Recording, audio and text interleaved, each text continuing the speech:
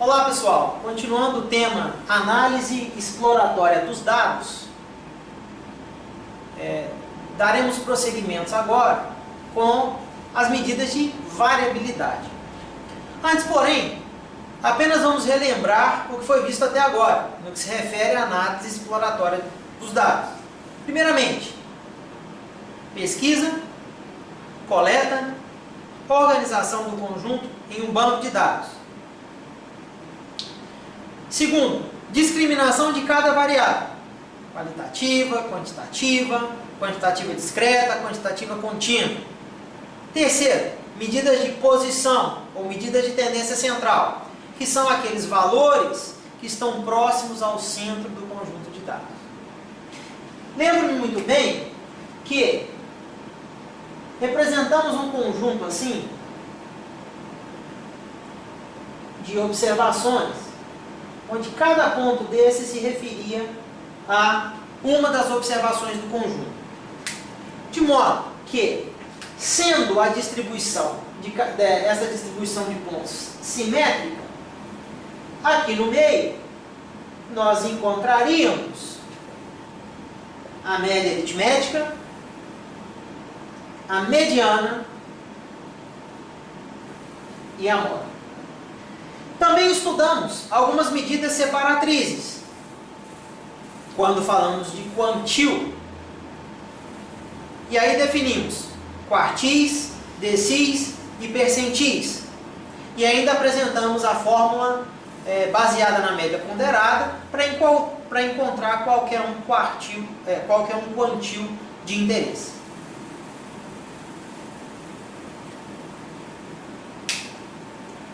As medidas de tendência central resumem ainda mais um conjunto de dados apresentados numa tabela. Porque nós poderíamos dizer assim, temos 15 observações para peso de recém-nascidos, tá? Durante o mês de abril. Você pode simplesmente resumir essas 15 utilizando a média dos pesos do recém-nascido, ou a mediana ou a moda. Entendendo a importância das medidas de posição, passemos agora a aquilo que chamamos de medidas de variabilidade.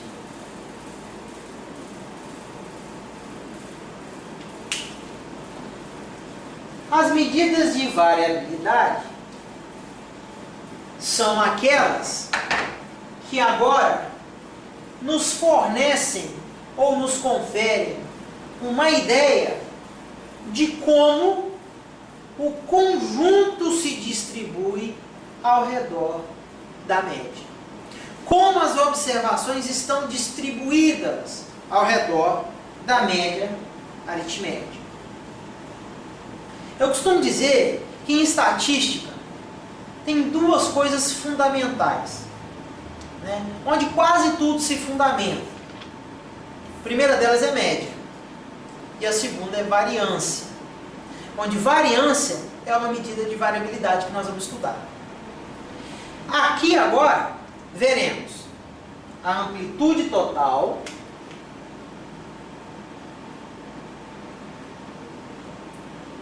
a variância,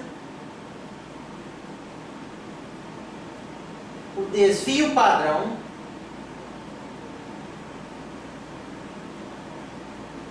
e o coeficiente de variação. Tá? Começando pela amplitude total.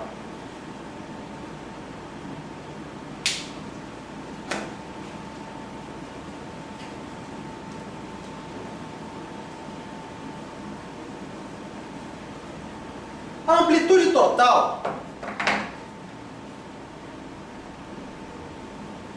nada mais é que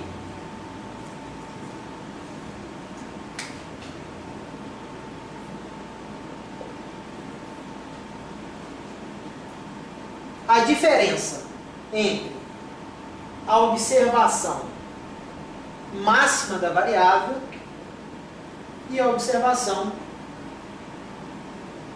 mínima da variável. Por isso não está dizendo amplitude total. É o maior valor observado para a variável menos o menor valor observado da variável. Essa amplitude é interessante, é importante conhecermos, porque imagine se nós estamos trabalhando com uma variável que apresente extremos conhecidos. Se esses extremos são conhecidos, diferem daqueles que você está trabalhando, alguma coisa aconteceu de errado, seja na digitação ou seja na coleta das informações em nível de campo.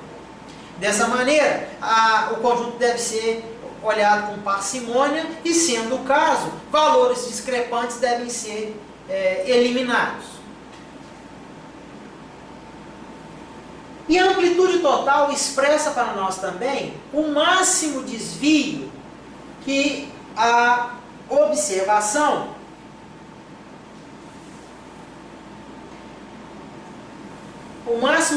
entre duas observações será no máximo igual à amplitude total. Não pode ser maior que a amplitude total. Então esse valor aqui, para nós, ele é muito importante em termos de medida de variabilidade. Mas é para conhecer mesmo a variável, seus extremos e qual a amplitude da variação, tá? Observando a amplitude total. No mais, ela é uma medida pobre para indicar a variabilidade. A gente tem uma ideia geral com ela, entretanto, ela acaba sendo uma medida pobre. Pergunto a vocês, observando esse conjunto que aqui está, com sua média e indivíduos ao redor da média, considerando aqui uma distribuição simétrica, a média bem no centro, de que maneira poderíamos estudar a dispersão ou a variabilidade de cada um desses indivíduos aqui, ou do conjunto ao redor da média? Em alguns vídeos atrás, nós já tivemos a ideia do que seria desvio, distorção ou distância. Imaginemos que esse ponto aqui seja o ponto x1. Como é que x1 se posiciona em relação à média? Um bom indicativo seria calcular o desvio de x1 em relação à média, ou seja, a distância de x1 em relação à média. Como é que nós poderíamos fazer isso? Bastava medir essa distância e chamar de desvio 1. De modo então que o desvio 1 seria igual ao valor de x1 menos a média. Se considerarmos essa observação, a observação x2, poderíamos calcular da mesma forma o desvio d2, em que d2 seria o valor de x2 menos a média. E se nós considerarmos uma amostra de tamanho n,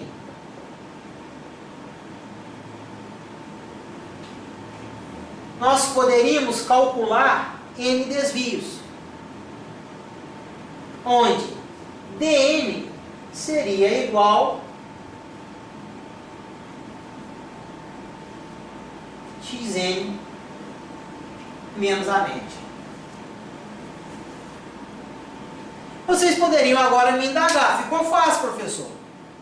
Nós temos todos os desvios ou todas as distorções em relação à média. Por que então não calculemos agora uma distorção média? Seria uma boa ideia de variabilidade. Seria, se e somente se o somatório dos desvios em relação à média não fosse o quê? Zero.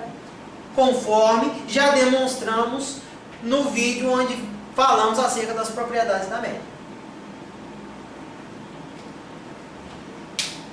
Que alternativa nós poderíamos utilizar? Uma boa e talvez uma boa saída para nós seria pensar no seguinte: se eu somar todos esses desvios do jeito que está aqui, o resultado vai ser zero, se eu somar. Por quê? Haverão desvios positivos que se anularão com os desvios negativos. Entretanto, se ao invés de efetuar uma soma simples dos desvios, efetuássemos uma soma de quadrados dos desvios, da seguinte forma: somatório de DI ao quadrado. Neste caso, os valores negativos ficariam positivos e o somatório do quadrado dos desvios é diferente de zero. Desta forma, nós chegamos no valor da variância, que nada mais é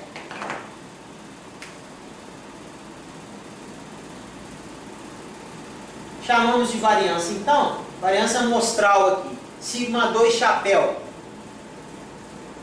a soma dos quadrados dos desvios da variável x dividida pelos graus de liberdade da variável x. De modo que a variância expressaria para nós, né, uma ideia de dispersão dos valores ao redor da média, uma vez que nós estamos dividindo a soma de quadrados dos desvios, que é diferente de zero, pelos respectivos graus de liberdade. Agora surge uma nova questão: o que é grau de liberdade? Existem várias definições acerca de grau de liberdade. Uma que nos atende momentaneamente é a seguinte: grau de liberdade é o número de desvios que nós precisamos conhecer para saber que a soma dos desvios em relação à média é zero. Perceba, se eu tenho 10 desvios, desses 10, eu tenho a liberdade de conhecer 9, porque o 10º sai por diferença. Então, se eu tenho 10 observações, o grau de liberdade é 10 menos 1, que é igual a 9. Dessa maneira aqui, se nós temos n observações, o tamanho da amostra é n. Eu posso calcular n desvios. Mas preciso conhecer n menos 1 desvios para saber que a soma deles em relação à média é zero, porque o outro sai por diferença. Então, grau de liberdade de x aqui, considerando a amostra de tamanho n, seria n menos 1. Então, sigma 2 chapéu é igual à soma dos quadrados dos desvios de x dividido por n menos 1. Isso aqui, então, é a variância. Em termos práticos, bastaria calcular n desvios,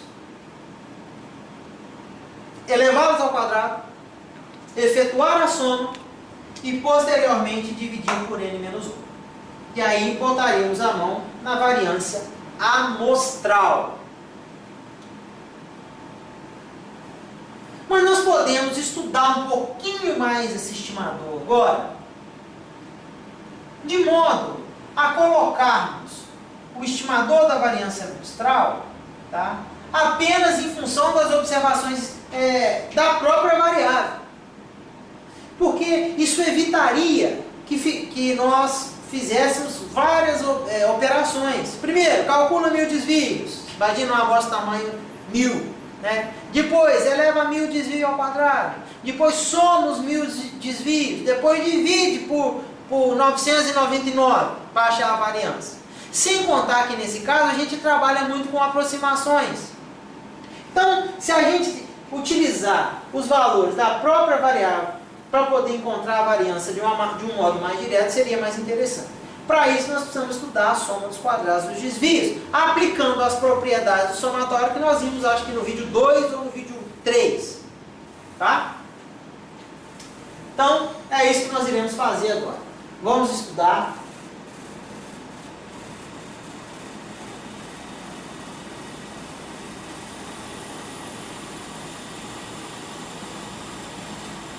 a soma dos quadrados,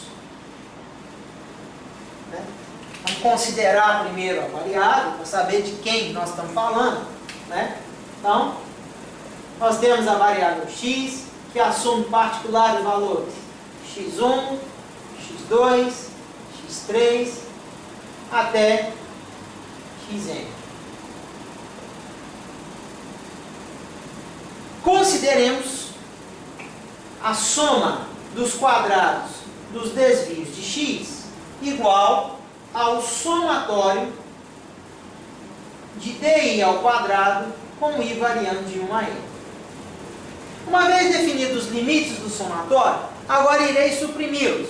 Apresentarei apenas somatório de di, que o limite já está estabelecido. E não existe nenhuma restrição. Estou considerando todas as observações da amostra. Mas quem é DI? Quem é o desvio I? Né? O desvio I, então, isso aqui será igual ao somatório de... Eu vou fazer o seguinte, eu vou começar no cantinho aqui, para não ter que apagar. Só tomem nota da variável e eu vou repetir o processo, porque o quadro é pequeno.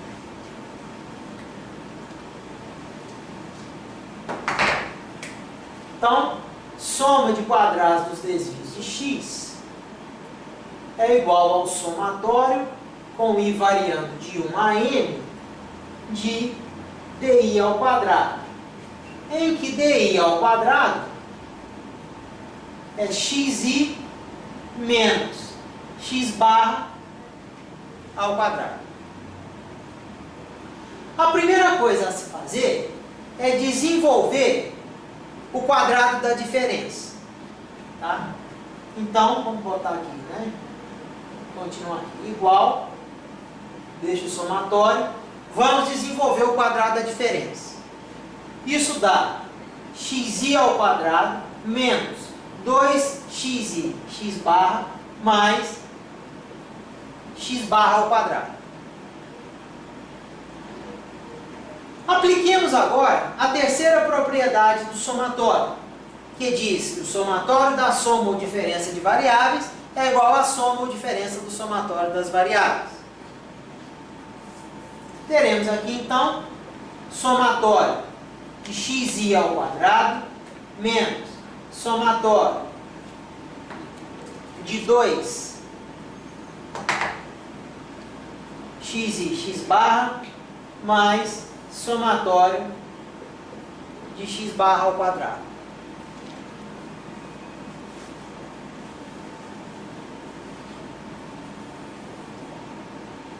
Somatório de xi ao quadrado menos. Percebam que 2 e x barra não apresentam indexadores. Então, 2x barra é constante em relação ao somatório. Podemos, então, tirar do somatório. 2x barra, somatório de xi, mais x barra ao quadrado é constante em relação ao somatório. Somatório de uma constante é o número de termos do somatório, que está indo de 1 a n, que multiplica a constante.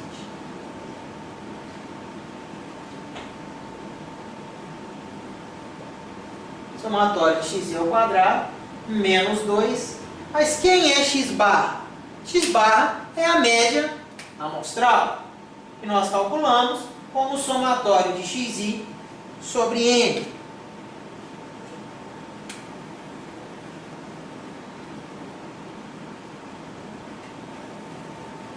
N agora que multiplica o somatório de xi sobre n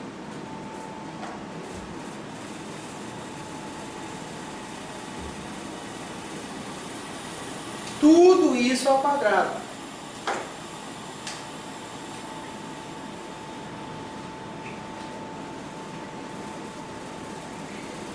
Uma coisa que eu gosto de frisar bastante é que muitas vezes existe uma dificuldade na compreensão entre os estudantes naquilo que é uma soma que uma soma de quadrados é diferente do quadrado da soma. Às vezes, o estudante vê somatório de xi vezes o somatório de xi e coloca que isso é igual ao somatório de xi ao quadrado. Quando na verdade não é. O somatório de xi vezes o somatório de xi é igual ao quadrado do somatório de xi. Tá? Nesse caso aqui, existem aquilo que a gente chama de duplos produtos, né? Os produtos e aqui não tem.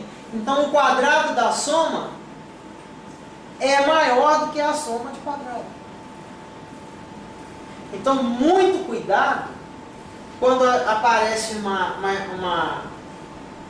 produto desse aqui, né? É o somatório de xi vezes o somatório de xi. E não o valor da variável vezes o valor da variável. Tá? Então, dessa maneira,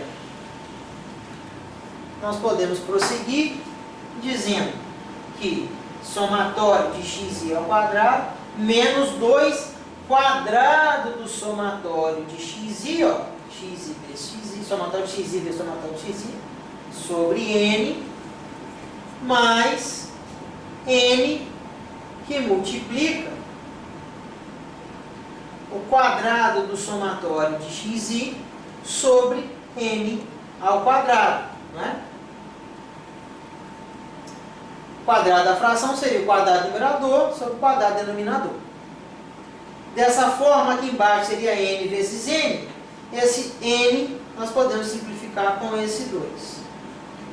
E aqui nós ficaríamos com menos 2 quadrado do somatório de xi sobre n mais quadrado do somatório de xi sobre n. Menos 2 mais 1 dá menos 1. Na prática, esse 2 aqui, né, a gente subtrai com essa parcela toda aqui. E a soma, né, a soma dos quadrados dos desvios de x passaria a ser somatório de xi ao quadrado menos o quadrado do somatório de xi sobre n.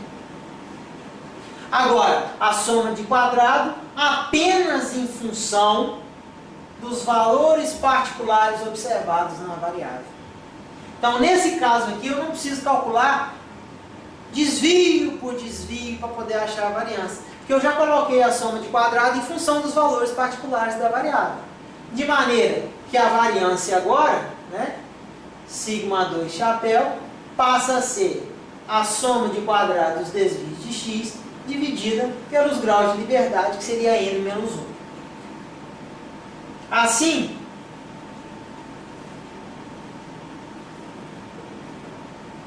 teríamos somatório de xi ao quadrado menos o quadrado do somatório de xi sobre n, tudo isso dividido por n menos 1. Essa, então, é a variância amostral.